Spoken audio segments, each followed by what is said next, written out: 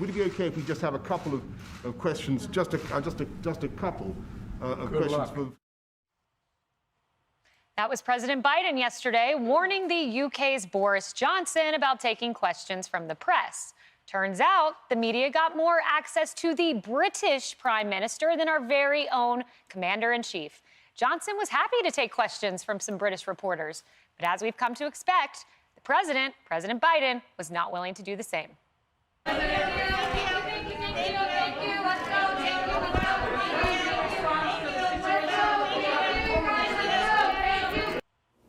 So apparently, Harris, the president was instructed not to take questions. We've heard this before. Roll the tape. And I'm happy to take questions if that's what I'm supposed to do, Nance, whatever you want me to do.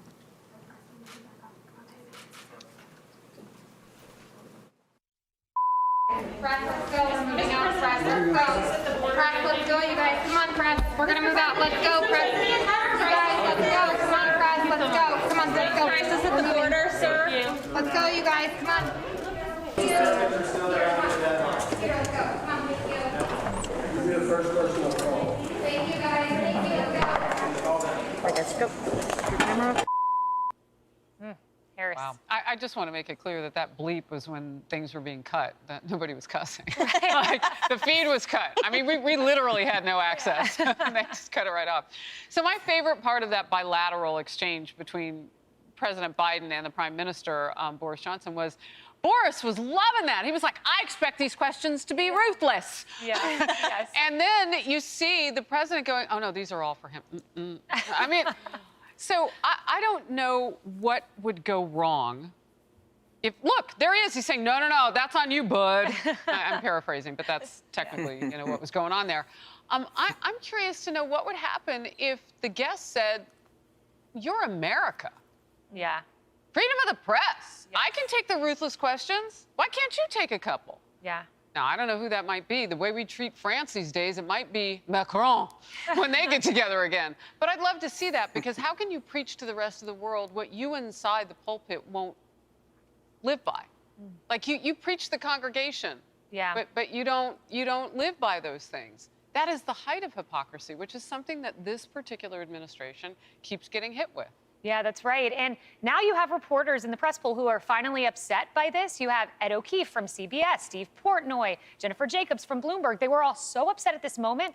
But my question is, where were you when Biden was hiding in the basement, demanding he answer questions during the campaign, calling lids? I'd be on Air Force One with the president for 5 rallies, and President Biden, then nominee, would call a lid at like noon. So where were you? Now you can complain, but hey, you kind of made the way for this. Well, and it also might be too little too late, because who's the final arbiter? I mean, they lodged the complaint with the White House. What's going to happen? Yes. He's going to come outside and say, oh, sorry, guys, I'm so sorry. I'll answer your questions now. He's not. And this is on the heels of, remember, an administration and a then campaigner who really criticized the prior administration, they said, for vilifying the media. This president came out and said, this current one came out and said how dangerous it was to impede the media in any way. And now look at him. Not only has he anything but transparent, but he's frankly embarrassing on this national stage with how he reacts to and treats the media. That's not a leader. That's some feeble old man who is cowering away from the media while the UK Prime Minister looks on sort of in surprise and frankly indignation. Is this how you interact with the free press? Apparently under his watch, yes. Yeah, that's right. Morgan, my top wrangler in the White House, Margot Martin, she was excellent. I asked her what her thoughts were, because there was also some complaints about how aggressive the wranglers, in other words, you know, Psaki's staffers, were at pushing the reporters out of the room. And she said to me, I think it was obvious they had been told to drown out all questions. They barely let Boris finish the sentence. They didn't allow any pause in between. She said, I would say it's too aggressive. Always stop and see if the president wants to take questions. At least let him hear the question. That was the policy with President Trump. And even our Australian allies there are noticing. Let's pop up the tweet. Phil Wegman put this out. Phil Wegman said this: Australian reporters were surprised by Biden's aggressive press team.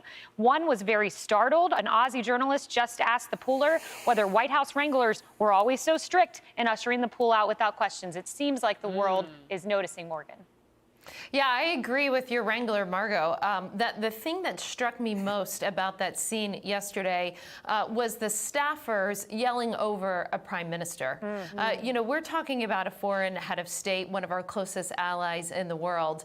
And I don't know about you, Kaylee. I can't ever think of a situation where me or my staff or you or your staff would yell over a foreign head of state. It's not only disrespectful to the media, the people, the American media who are trying to answer questions, it's really disrespectful to the prime minister. And it's the pattern that we've seen that you showed in the clips earlier, whether it's President Biden not being allowed to answer questions by his staff, whether it's cutting off his microphone. I'm glad that the press corps is finally speaking out about this because it's troubling. Listen, the President of the United States should be able to determine if he can answer questions, and never, ever should you be yelling over a foreign head of state. It's beyond disrespectful. Never. And John, apparently after this, all the reporters rushed to Jen Psaki's office. Look, I've been in that office before when reporters have rushed in. They do that often, but I would have an answer for them. Jen Psaki, when they asked her about it, she said, wait, what happened? Because she wasn't in the room for the bilateral and then the pool spray. I, as press secretary, was always there, not just me, but also a deputy oftentimes. I mean, what was she doing, John? What I wouldn't give if you were still the press secretary, I swear to goodness, I would give my best pair of boots if we could have you as the press secretary again. Thanks, John. You know, who is actually running our country? That's a real question. Why won't they let him answer questions? Are they afraid that he won't know the answer, or that he'll actually accidentally say the truth? That's a second question. And then thirdly, Jill Biden should be ashamed of herself for letting her husband be paraded around the entire world on national TV. This is a real-time case of elder abuse going on right now, in my opinion. Anybody who's ever had an elderly grandparent and the look in their eye and the way that they behave, that's what that looks like to me. I think it's absolutely terrible what we're seeing out of this president. Yeah, you hit the nail on the head, as always, John Rich.